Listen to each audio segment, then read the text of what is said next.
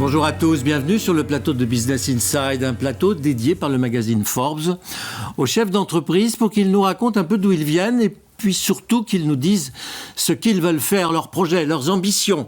Charles Perrard, bonjour. Bonjour. Vous êtes directeur général fondateur d'une entreprise qui s'appelle Sparkling Partners. Vous accompagnez et vous soutenez le développement de start-up en France. C'est un marché, là. C'est une activité propre. Alors c'est un vrai métier, ça je peux le confirmer, c'est un vrai métier. Alors c'est un métier assez récent qui date d'une grosse vingtaine d'années et de l'émergence essentiellement des débuts de l'Internet qui a structuré tout ça.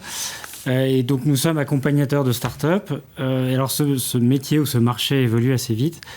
Et Sparkling Partners, que nous avons créé avec mon associé Martin Tout-le-Monde il y a 7 ans, est un modèle un peu particulier qu'on appelle Startup Studio. J'imagine qu'on y reviendra. Studio. Voilà, donc on fabrique des startups plus qu'on ne les accompagne pour être très précis.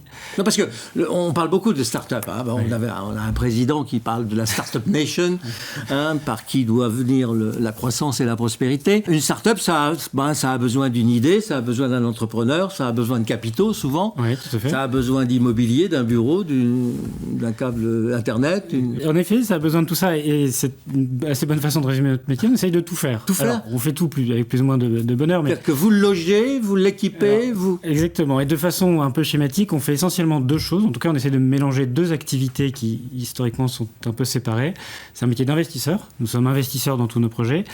Et un métier d'accompagnateur opérationnel. Alors vous parliez d'immobilier, de câble Internet, ce qui est vrai, mais c'est aussi très métier. On peut les aider à développer des logiciels, on peut les aider à faire du marketing, on peut les aider à développer de l'électronique. On a tout un ensemble de compétences pour, idéalement, mettre tout en un au service de la création d'une entreprise. Bon, alors on va prendre un exemple. J'ai une idée, ça peut arriver. Premier aspect, j'ai besoin d'argent. Oui. Parce que j'en ai pas forcément beaucoup. Vous êtes investisseur dans l'entreprise. Alors on est investisseur, mais ça veut dire quoi ? Ça veut dire que vous êtes adossé à un groupe financier ou vous travaillez avec... Nous sommes nous-mêmes un groupe privé qui avons financé notre propre activité. Mais je reviens un tout petit peu, puisque si vous avez une idée, c'est pas tout à fait comme ça qu'on travaille. Nous faisons émerger des idées au sein de notre propre réseau et on commence à travailler sur une idée. On a une 30aine de personnes chez Sparkling pour prototyper de la technologie, mais aller voir des clients, etc. Et c'est seulement quand on commence à avoir quelques certitudes que l'on fait une rencontre avec un ou une dirigeante et que ça devient une vraie start-up, j'allais dire au sens classique du terme. On inverse presque la logique. L'idée arrive avant le dirigeant ou la dirigeante, plutôt que le schéma classique que vous décriviez. Vous fonctionnez un peu comme un producteur de cinéma, vous allez trouver le réalisateur et... C'est un peu ça, tout à fait. Après. Hein. Tout à fait, c'est ça. Alors, à ce moment-là, vous pouvez mettre de l'argent. Alors, à ce moment-là, on investit, en effet, on finance l'activité pendant... Alors, on est très souvent le seul investisseur pendant pas mal de temps, pendant 1, 2, 3 ans. À la même occasion, nos équipes opérationnelles sont plus ou moins dédiées à l'entreprise. Oui, mais compte tenu de ce que vous avez expliqué, vous avez la main sur l'entreprise. Tout à fait. Vous avez choisi le dirigeant. Alors, on a la main sur l'entreprise, de facto. Nous sommes investisseurs de référence à l'origine du projet. On a choisi le dirigeant ou la dirigeante, c'est vrai. Après, en pratique, les entreprises, on en gère une vingtaine aujourd'hui. Et heureusement, ont très vite leur vie propre et sont très vite incarnés, portés par leurs dirigeants. Et dans ce contexte-là, certes, on est à l'origine de beaucoup de choses, mais très vite, le dirigeant prend un rôle prépondérant. Je reprends mon idée, même si je n'avais pas cette idée, et que c'est vous qui me l'avez donnée.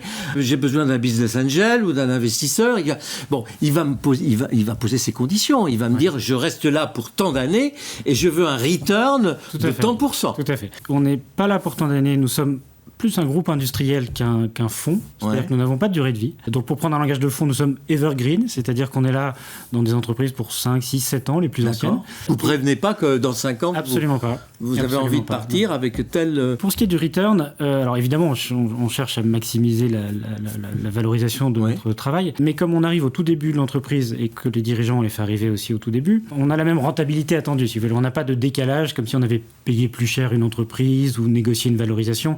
Ce langage-là ne fait pas trop partie de notre quotidien, puisqu'on crée, en termes financiers, au nominal les entreprises et on les fait grandir avec les dirigeants.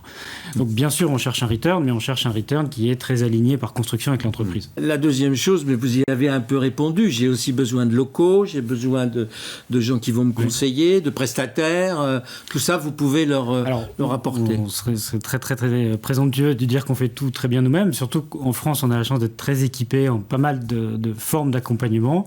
Je pense à l'immobilier notamment, ou à des sites de réseau entre startups et autres qui se font très bien, souvent d'ailleurs liés au public. Donc ça marche bien, on fait ça en partenariat, mais il y a des choses qu'on fait nous-mêmes. En effet, on essaie de faire nous-mêmes ce qui est cœur très tôt pour la performance de l'entreprise, c'est la capacité à définir une offre, à aller chercher des clients, à fiabiliser une technologie et finalement à se déployer assez rapidement. Et ça, on essaie de le faire nous-mêmes. Ouais. Quels sont aujourd'hui, de ce que vous savez, de ce que vous voyez quotidiennement, quels sont les grands axes de création d'entreprise, de développement ou de start-up ?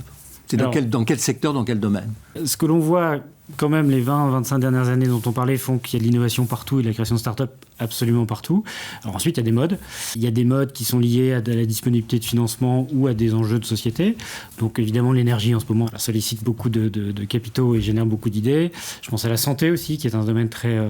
Biotech. L'agroalimentaire, aussi bien côté agricole que alimentaire, à proprement parler. Donc il y a beaucoup de choses. Les fintech aussi. Et finalement, on arrive vite à citer pas mal de secteurs. Même le retail et des secteurs plus traditionnels ou perçus comme plus traditionnels se réinventent. Mais puisque vous prenez une participation dans l'entreprise et que vous la drivez finalement, vous êtes en train de constituer un petit conglomérat. Tout à fait. On est très heureux d'entendre ça, puisqu'on se voit plus comme un petit groupe industriel que comme un investisseur ou un pur accompagnateur de start-up. Tout à fait. Donc c'est des entreprises dans lesquelles vous pouvez rester. Nous pouvons rester. En tout cas, on a la liberté de ce qu'on veut en faire, et c'est ça les vertus de notre modèle. Alors certaines, on a déjà vendu des entreprises, un cycle complet de la création à la vente.